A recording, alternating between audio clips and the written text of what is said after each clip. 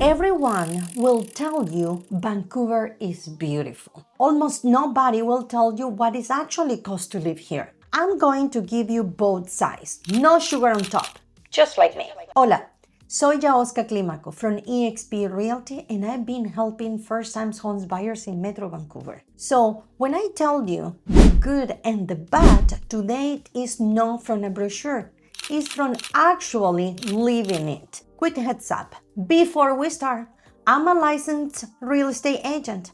I'm not a mortgage specialist, I'm not a financial advisor, and I'm not a lawyer. For your exact number, your taxes, and anything contract related, please talk to the right professional. I will give you the real talk from my side of the business. And quick note before we jump in. If anything in this video gets you thinking it's time to talk, DM me or call me. All my info is in my bio, and I will send you my free first-time homes buyer's guide. My slogan is, where there is a will, there is a home, but just when it's the right one for you. You got a fresh girl. I push you out and you come right back. I'll see you point and plain.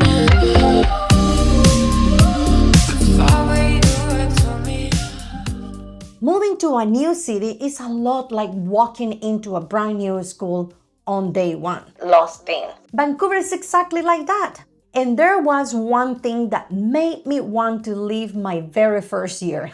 Well, many things. I will tell you what it was in a minute. First, the pros, because they are real. You can go snowboarding in the morning and walk on the beach the same day. Oh, that's not an exaggeration. People actually do that. The air is clean. The parks are everywhere. And the food scene here, because of the many cultures live in this city, is honestly one of the best in the country. Love it. Public transit is solid too. The SkyTrain connects a lot of the region without needing a car every single day, which matters at lots once you see what parking costs in downtown. And safety? Compared to a lot of big cities, Metro Vancouver is a place where people walk at the night without thinking twice in most neighborhoods. Now the cons. Number one, and you already know this one, cost of living houses here is expensive. Full stop. We'll get into real numbers in another video, but I'm not going to pretend it's cheap. Number two, the rain. From November to about February, it is gray a lot. If your mood needs sunshine, that's something to plan for, not just push through. Number three, the commute. If you can't afford to live close to where you work, you might be looking at an hour or more each way, and that adds up on your body and your patient. And number four, it can take time to build a real community here. People are friendly, pero Vancouver has a reputation for being a little reserved at first. Tell me about it. I'm a Latina. You have to put an effort to make close friends. It doesn't just happen at the bus stop. That's for sure. So here is what I promised you. My first year here, it was the isolation. I didn't know anyone. The weather was great for weeks. And I remember thinking, did I make a mistake? What changed it was a small thing. Joining something local, saying yes to invitation even when I was tired. Give it more than a few months before designing. Like the first day of school, the second month always feels different than the first week. If you move here and month one feels hard, that's normal. Don't make a decision about your whole future based on 1 week or two. Vancouver tends to be the best fit for people who want an outdoor lifestyle, who don't mind paying more to get it, and who are okay building community on purpose instead of it falling into their trap. Is that not you? That's completely fine. I'd rather tell you that honestly now that have you move here and feel stuck. Let's go a layer deeper, because I promise you honest. British Columbia is not a low tax place to live, and combined it with everything we already talked about, housing, that's a real two-sided cost. Your paycheck comes out lighter here than in a lot of provinces. Punto. But here's the other side. The tax money is a big part of why healthcare isn't a monthly bill showing up in your mailbox, and why the parks, the SkyTrain, and the trails we all use actually get built and kept up.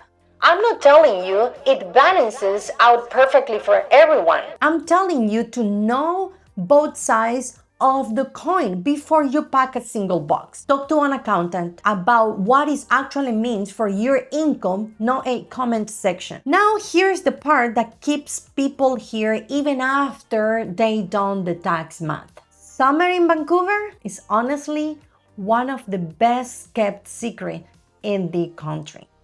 Dry, warm, long daylight, and absolutely gorgeous. I take my two poodles, Sammy and Milo, hiking constantly once the weather turns. The Stanley Park, seawall on the slow morning, deep cup for a harder trail, or just a walk along English Bay with the whole city out enjoying it. You got the ocean, you got the mountains, and dozens of lakes all within a short drive. And from about May through September, this city turns into one giant outdoor playground. That's the payoff for pushing through February. To be honest. A few things people always want to know and rarely ask directly. Healthcare, once you are a BC resident, you apply for MSP, your care card, and it covers your basic medical visit, not monthly insurance bill like in the US. If you're driving here, you'll swap your license through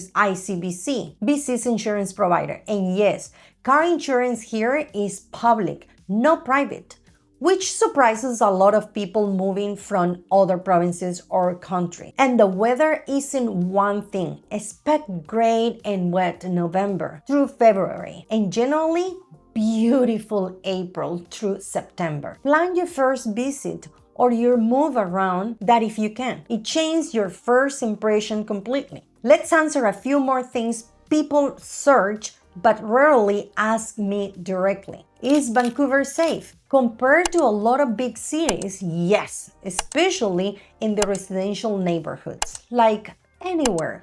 It varies block to block, so walk the neighborhood at night before you commit to it. Can I find work here in my field? Honestly, it depends. The economy leans tech, film and television production, tourism, and natural resources. If your industry isn't one of those, research job postings here before you assume the move work financially. What about winter? Do I need a car for snow? Vancouver proper gets very little snow most of the year. It's mostly rain. The mountains around us get plenty of snow, which is exactly why so many people ski or snowboard less than an hour from downtown. And it's actually expensive as people say. Housings? Yes. Groceries and everyday costs? Higher than average, but not shocking.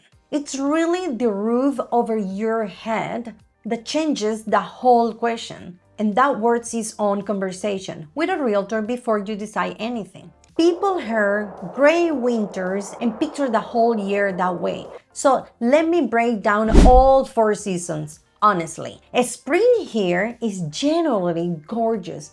Cherry blossoms all over the city. In April, mild temperatures, everything turns green fast. Summer, like I said, is spectacular. Long daylight, dry heat, patio seasons everywhere. Fall is underrated too. The leaves change colors across the North Shore mountains and is still mild enough to hike comfortable in October.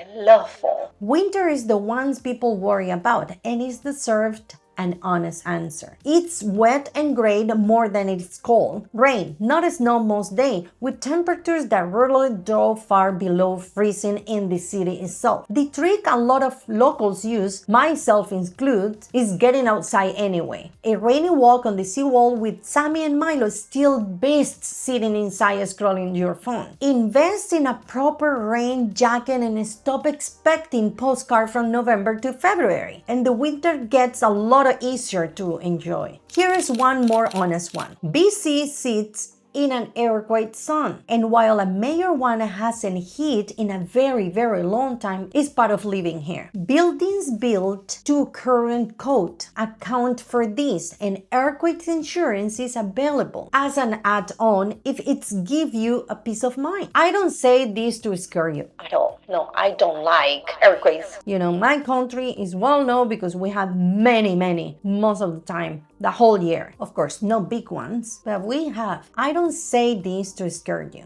I say it because you deserve the full picture before you move here, not just the postcard version. Myth 1, that everyone in Vancouver is outdoorsy and rich. Reality, this city has just as many regular working people as anywhere else, renting, shared apartments, and building their lives slowly like everyone does anywhere. Myth number 2, that it rains every single day all year. It doesn't. We just covered the real seasonal breakdown, and summer here's generally rivals anywhere in the country. Myth number 3, that you need a car to survive here. In a lot of neighborhoods, that's simply not true anymore, especially anywhere near a SkyTrain line. And myth number 4, that it's possible for a normal income to ever buy here. Harder, yes. Impossible, no. We've shown real options through this whole pack, and I help first-time buyers do exactly this every week.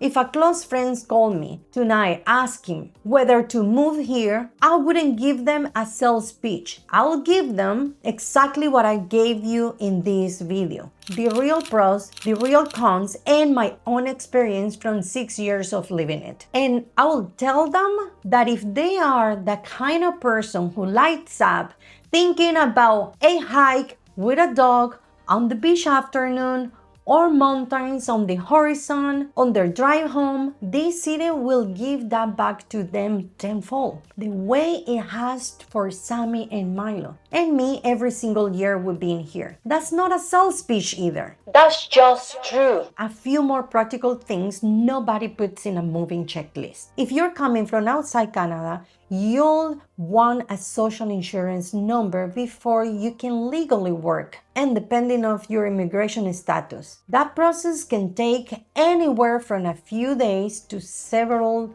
weeks, so start it as early as possible. Opening a Canadian bank account is simple and usually takes one visit with your ID and proof of address, and most major banks have newcomers programs designed to make that first year easier. Worth asking about directly. Vancouver's food scene deserves its own mention beyond what I said earlier.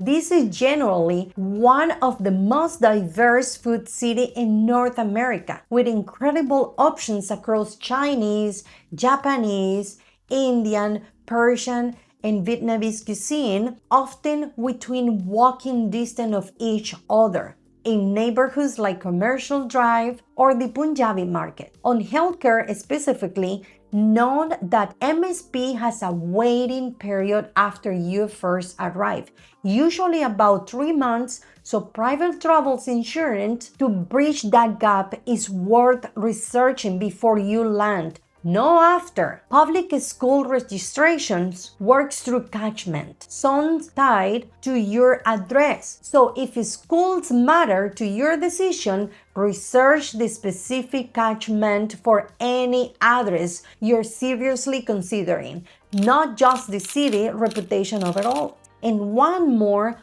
honest climate note. Summers here have been getting hotter and drier in recent years, with the occasional wildfire smoke drifting in from other parts of BC during peak seasons. It's not the norm every single summer, but it's worth knowing rather than being caught off guard. If you're relocating from work, research a specific industrial's local job market before committing to a lease or a purchase. Vancouver's economy is strong in some sectors and much thinner in others, and that research takes an afternoon but can save you months of stress. Bottom line, the more of this homework you do before you land, the smoother those first few months feel.